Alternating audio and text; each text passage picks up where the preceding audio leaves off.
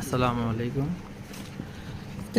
এটা সিটিং এর বাপ সাইকেল যেটা তো ভাই সাইকেল সিটিং এর বাপ জায়গাগুলো দেখতে আসলাম। এটা হচ্ছে একটা পাহাড়ের ভিতর।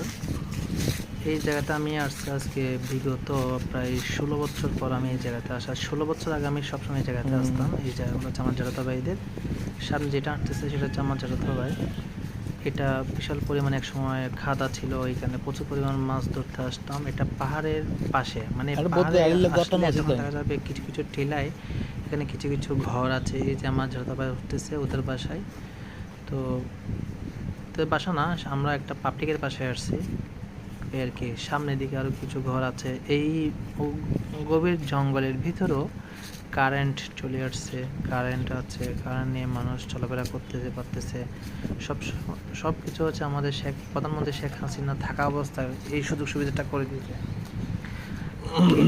পরিবেশ এত পরিমাণ শান্ত, লোক সংখ্যা নেই, কেউ নেই, নিস্তব্ধ। এখানে খেয়ে না খেয়ে ঘুমাইলেও কেউ কখনো বিরক্ত করবে না, এই ধরনের পরিস্থিতি। দেখেন সামনের জমিগুলো সমতল।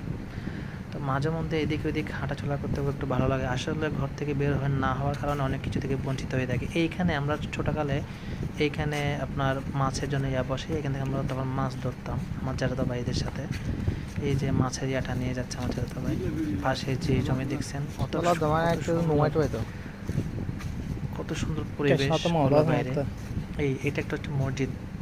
12 বছর 16 বছর আগে এখানে ছিল একটা আপনার মানে ভেড়া দিয়ে ওপরে টিন দেওয়া একটা মসজিদ ছিল। আজকে সেই মসজিদটা পাকা হয়ে গেছে। তার অপোজিট সাইডে একটা আপনার পরিবার আছে, ছোট একটা পরিবার।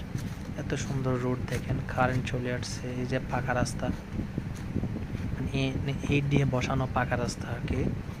পাশাপাশি সবগুলা ঘর। এই যে মসজিদটা খুব সুন্দর, ইবাদতখানাটা দেখেন অনেক